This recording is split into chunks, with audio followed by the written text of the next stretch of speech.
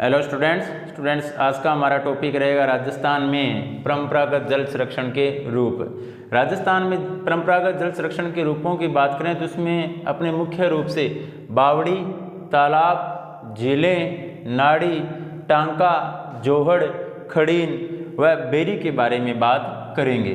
तो इसके अंतर्गत सबसे पहला हमारा टॉपिक आता है बावड़ी। कौन सा है? बावड़ी। तो बावड़ी की अगर अपने बात करें तो बावड़ी का जो आकार होता है वह कैसा होता है? इसका आकार चतुष्कोणीय, वर्तुल या गोल आकार की बावड़ी हो सकती है। तो आकार कैसा होता है? चतुष्कोणीय, वर्तुल या गोल आकार इसका रहता है। अगर इसमें अपने बात करें भी निर्मित यह जो जल स्रोत है इसके प्रवेश मार्ग से मध्य मार्ग तक ईंटों तथा कलात्मक पत्थरों का प्रयोग किया जाता है। भी इसमें जो प्रवेश द्वार होता है, प्रवेश द्वार से मध्य तक यानी कि अंदर जाने के लिए किसका प्रयोग होता है? कलात्मक पत्थरों का यूज होता है। कलात्मक पत्थरों व ईंटों का यूज किया जाता है। किसके अंतर्गत? बावड़ी के अंतर्गत यूज किया जाता है। इनके आगे आंगननुमा भाग होते हैं। देखो इनके जब प्रवेश किया जाता है तो प्रवेश करने पर हमें इसके आगे आंगननुमा भाग नजर आता है। तो बावड़ी के अंतर्गत क्या होता है? एक आंगननुमा भाग होता है। आंगननुमा भाग होता है। इन भागों तक पहुंचने के लिए सीढ़ियां बनी रहती है। इन सीढ़ियों पर कलात्मक मेहराब व स्तंभ व झरोखे होते हैं। तो बावड़ी के अंदर जब प्रवेश किया जाता है तो इस प्रकार से इसमें क्या बनी होती है? सीढ़ियां बनी होती है। अभी नीचे जाने के लिए इसमें क्या बनी होती है? सीढ़ियां बनी होती है। या बावड़ी में प्रवेश करने के लिए क्या बनी होती है? सीढ़ियां बनी होती है। इन्हीं सीढ़ियों पर कलात्मक मेहराब, स्तंभ और झरोखे होते हैं। क्या क्या होते हैं? कलात्मक मेहराब, स्तंभ व झरोखे इसके अंतर्गत रखे जाते हैं। क्या क्या चीजें होती है इसके अंतर्गत? कलात्मक मेहराब होते हैं, स्तंभ होते हैं और झरोखे इसके अंतर्गत रखे जाते हैं। इन्हीं झरोखों में स्थानीय जल देवता की मूर्तियां होती है। जो ये झरोखे रखे जाते हैं, झरोखों के अंतर्गत क्या होता है? तो वहाँ पर जो जल देवता होते हैं, स्थानीय जल देवता जो होते हैं, उन जल देवताओं की इसमें क्या होती है? मूर्ति वगैरह रखी जाती है। राजस्थान में बावड़ियों का निर्माण व उपयोग व्यक्तिगत अथवा सामाजिक होता है। बावड़ियाँ राज्य में सभी जिलों में मिलती है। बूंदी शहर को बावड़ियों की अधिकता के कारण सदैव सिटी ऑफ स्टेप वेल्स कहा जाता है। यानी कि अपने कह सकते हैं बावड़ियों का शहर कौन सा है? तो कौन सा है? बूंदी को अपने क्या कह सकते हैं? बावड़ियों का शहर कह सकते हैं। या इसे अपने क्या कह सकते हैं? सिटी ऑफ स्टेप वेल्स कह सकते हैं। क्या कह सकते हैं? City of step Wales.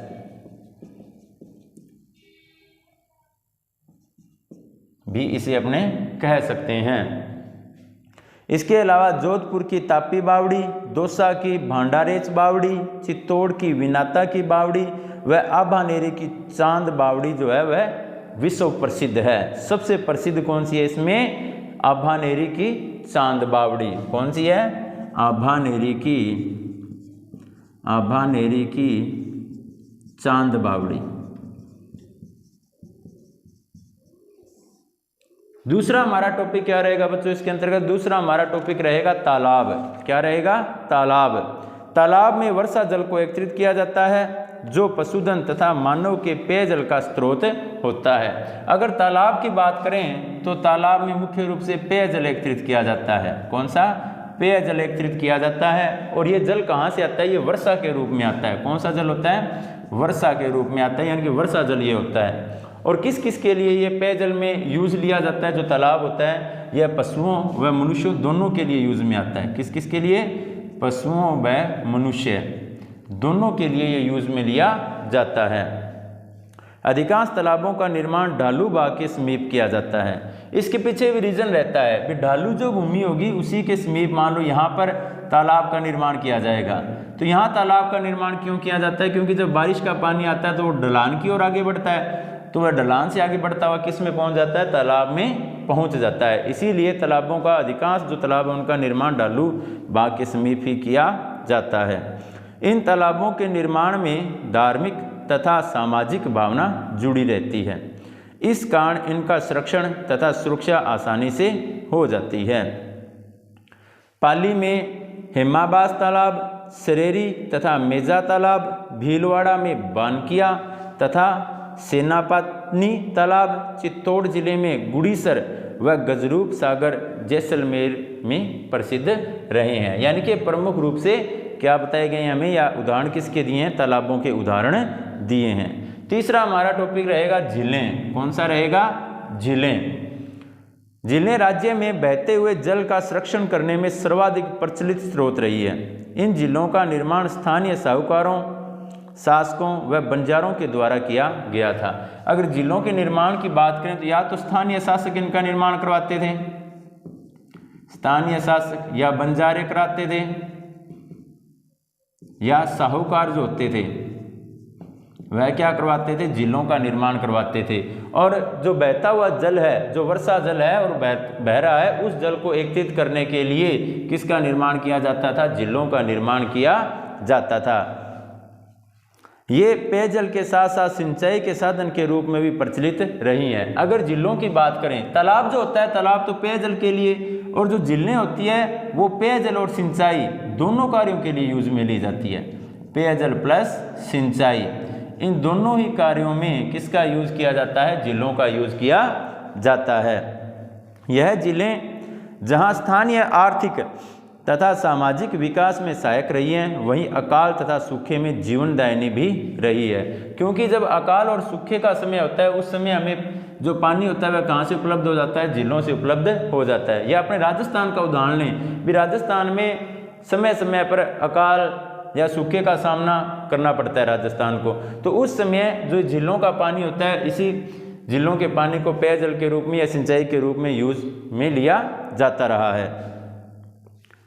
यह झीलें जहाँ स्थानीय आर्थिक तथा सामाजिक विकास में सहायक रही हैं, वहीं अकाल तथा सूखे में जीवनदायिनी भी रही है। इन झीलों में अगर प्रमुख झीलों की बात करें तो अजमेर की आना सागर, कौन सी? अजमेर की आना सागर। इसके अलावा कौन सी है? उदयपुर की पिछोला तथा फतेह सागर। उदयपुर की पिछोला तथा उदय सागर। इसके अलावा चूरू की ताल छापर, चूरू की ताल छापर जो झीलें हैं वह प्रसिद्ध रही है। उदयपुर को झीलों की नगरी भी कहा जाता है, क्योंकि इसमें झीलों की संख्या क्या है? अधिक मात्रा में है, इसीलिए उदयपुर को क्या कहा जाता है? झीलों की नगरी भी कहा जाता है। चौथा हमारा टॉपिक रहेगा नाड़ी। नाड़ी की अगर बात करें तो नाड़ी तालाब का छोटा रूप होती है। क्या कह सकते हैं इसे? तालाब का छोटा रूप है, छोटा रूप होती है। यानी कि होती तो तालाब जैसी है, लेकिन तालाब से क्या होती है? थोड़ी आकार में छोटी होती है, जो प्राय पश्चिमी राजस्थान में अधिकांश पाई जाती है। इसे पश्चिमी राजस्थान में ज़्यादातर क्यों बनाया जाता है? क्योंकि ज़्यादातर समय पश्चिमी राजस्थान को ही सूखे का सामना करना पड़ता है, इसीलिए पश्चिमी राजस्थान की साइड ही नाड़ी का ज़्यादा निर्माण किया जाता है, या ज़्यादा संख्या में नाड़ियाँ बनाई गई है।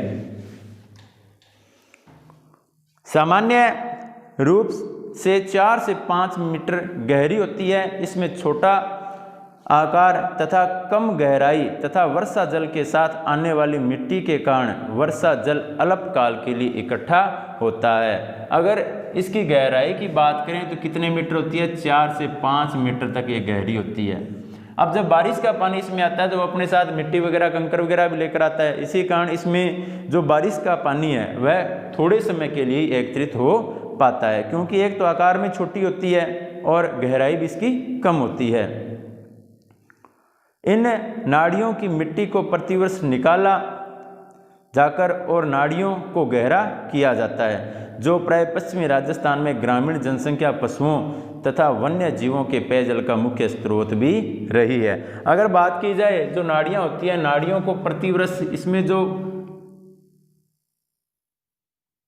रेत इकट्ठी हो जाती है उस रेत को प्रतिवर्ष साफ किया जाता है, उसे निकाला जाता है और इस रेत को क्यों निकाला जाता है? क्योंकि बारिश आने पर अधिक से अधिक पानी इसमें इकट्ठा किया जा सके और बाद में उस पानी को पेयजल के रूप में यूज में लिया जा सके। आगे हमारा टॉपिक है 5वां टांका। तो ये राजस्थान में परंपरागत जल संग्रहण तथा संरक्षण स्रोत के रूप में इसे जाना जाता है। परंपरागत जल संरक्षण में ये प्रसिद्ध है। क्या है? टांका। यह प्रत्येक घर तथा खेत में भूमि में 5 से 6 मीटर गहरा गड्ढा खोदकर बनाया जाता है। इसके ऊपरी भाग को पत्थरों अथवा स्थानीय उपलब्ध संसाधनों से ढक दिया जाता है। देखो, अगर टांके की बात की जाए तो टांके को मुख्य रूप से प्रत्येक घर में बनाया जाता है, प्रत्येक घर में। और मुख्य रूप से कौन कौन से जिलों की बात करें, अपने उदाहरण ले सकते हैं अभी नागौर, जोधपुर, जैसलमेर, फुलौंदी। जोधपुर के अंतर्गत मुख्य स्थान अपने फुलौंदी कह सकते हैं, जहां पर मुख्य रूप से टांकों का निर्माण किया जाता है। प्रत्येक घर के अंतर्गत टांका बनाया जाता है या खेतों में भी टांके का निर्माण किया जाता है। इसकी गहराई कितनी होती है? 5 से 6 मीटर तक ये गहरा रहता है और ऊपर से इसे ढक दिया जाता है। इसके आंतरिक भाग में राख तथा बजरी का लेप कर दिया जाता है, जो जल रिसाव व तली के कटाव को रोकता है। देखो, जो टांका होता है उसकी जो दीवारें होती है, दीवारों पर एक प्रकार का लेप कर दिया जाता है। जैसे यहाँ पर और तली में क्या कर दिया जाता है? लेप कर दिया जाता है। और वह लेप किसका होता है? राख और बजरी का। किसका होता है? राख और बजरी का लेप कर दिया जाता है। इससे क्या होता है? एक तो पानी नहीं रिसता है, ये अंदर का जो पानी होगा वो रिस कर बाहर नहीं जाएगा। और ये राख और बजरी का जो लेप होता है ये नीचे भूमि के कटाव को भी रोकता है, जिससे टांके में पानी जो होता है वह सुरक्षित रहता है। आगे हमारा टॉपिक है जोहड़। क्या है? जोहड़। जोहड़ की अगर अपने बात करें तो शेखावाटी क्षेत्र तथा हरियाणा में वर्षा जल संग्रहण का यह साधन है। शेखावाटी क्षेत्र कौन सा है? शेखावाटी क्षेत्र की बात की जाए तो शेखावाटी क्षेत्र के अंतर्गत चूरू, सीकर और झुंझुनू, कौन कौन से जिले आ जाते हैं? चूरू, सीकर और झुंझुनू। इसके अलावा हरियाणा इसका मुख्य रूप से उदाहरण है। किसका? जोहड़ का। कौन सा क्षेत्र? हरियाणा। तो शेखावाटी क्षेत्र और हरियाणा में वर्षा जल को इसके अंतर्गत सुरक्षित किया जाता है या संग्रहित किया जाता है। इसका रूप सामान्यतः टांके के समान ही है, परंतु इसका ऊपरी भाग टांके से बड़ा तथा गोलाकार और खुला होता है, जिसमें बहते हुए वर्षा जल को इसके आगोर के माध्यम से इकट्ठा किया जाता है। ये जोहड़ पशुओं तथा मानव के लिए पेयजल का उत्तम स्रोत भी है। भी अगर जोहड़ की बात की जाए तो इसके पानी को मुख्य रूप से किस रूप में यूज किया जाता है? तो पेयजल के रूप में इसका यूज किया जाता है। और पेयजल पशुओं और किसके लिए? मनुष्यों के लिए, दोनों के लिए पेयजल व्यवस्था यह करवाता है। पशु और मनुष्य दोनों के लिए यह क्या करवाता है? जोहड़ जो है वो पेयजल व्यवस्था करवाता है। इसके बाद हमारा टॉपिक रहेगा खड़ीन। कौन सा है? खड़ीन। खड़ीन की अगर बात करें तो खड़ीन वस्तुतः जैसलमेर जिले में मध्यकाल में पालीवाल ब्राह्मणों द्वारा अपनाए गए जल संरक्षण तथा जल प्रबंधन की एक तकनीक है। अगर बात की जाए सर्वप्रथम इसे किसने अपनाया था? तो जैसलमेर में पालीवाल ब्राह्मणों द्वारा इसे अपनाया गया था। पालीवाल ब्राह्मणों के द्वारा इसे अपनाया गया था। जल संरक्षण की उत्तम तकनीक है। इसके अंतर्गत क्या किया जाता है? भी जब भूमि ढालूनुमा है और बारिश का पानी जब यहाँ से नीचे आता है तो अगर खड़ीन नहीं होगी तो ये बारिश का पानी क्या करेगा? डायरेक्ट नीचे आ जाएगा, कहीं रुक नहीं पाएगा और भूमि में इसकी जो पानी है वो ठहर नहीं पाएगा। इसी पानी को रोकने के लिए पालीवाल ब्राह्मणों द्वारा इस पे क्या की गई? इसे मेड़ बनाई गई इस प्रकार से। अब इनसे क्या हो गया, पानी क्या हुआ, इस पे आके गिरा, यहाँ रुका, फिर यहाँ पर गया, यहाँ रुका, यहाँ से इधर आया, यहाँ रुकेगा, यहाँ से इधर जाएगा, यहाँ रुकेगा। इसी प्रकार उन्होंने यहाँ पर इस प्रकार की अपने आम भाषा में कह सकते हैं भी डोलियाँ बना दी।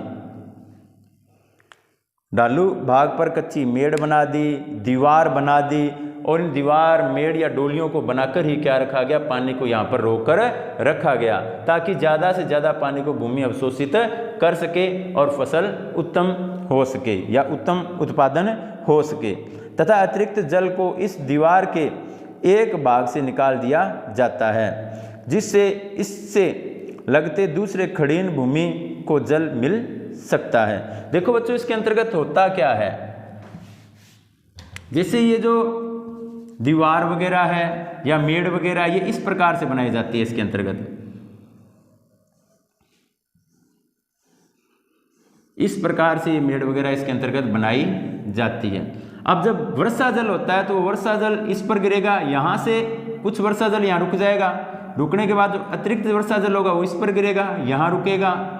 इसी प्रकार से जो ढालूनुमा भूमि होती है उस पर वर्षा जल को रोकने के लिए ही क्या बनाई गई है, खड़ीन बनाई जाती है। और किसके द्वारा बनाई गई, सर्वप्रथम जैसलमेर में पालीवाल ब्राह्मणों के द्वारा इसकी शुरुआत की गई है। हमारा लास्ट टॉपिक है आज का, बेरी या छोटी कुई अपने इसे कह सकते हैं। क्या कह सकते हैं, बेरी या छोटी कुई।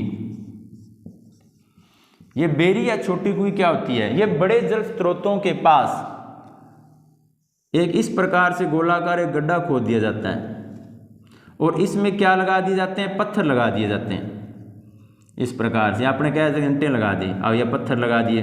अब इस जो बड़ा जल स्रोत है इसके पास या थोड़ी दूरी पर, उससे पानी रिस कर क्या आता रहता है, इसमें इकट्ठा होता रहता है, इस बेरी या कुई में इकट्ठा होता रहता है। इन पत्थरों के कारण वो पानी वापस नहीं जा पाता, या पास नम भूमि होती है, अधिक जल होता है उसमें, तो वो अतिरिक्त जल इसमें आ जाता है रिस रिस कर, और बाद में इस जल का यूज अपने किस रूप में कर सकते हैं, पेयजल के रूप में इसका यूज कर सकते हैं। तो बच्चों, आज अपने राजस्थान में जल परंपरागत जल संरक्षण के जो रूप थे उन्हें कंप्लीट कर चुके हैं, जिनमें अपने बावड़ी, खड़ीन, बेरी, तालाब, झीलें, नाड़ी, टांका, जोड़ और खड़ीन कंप्लीट कर चुके हैं। तो बच्चों, आप इन टॉपिक को अपनी नोटबुक में नोट करें और इन्हें लर्न करें। थैंक यू बच्चों।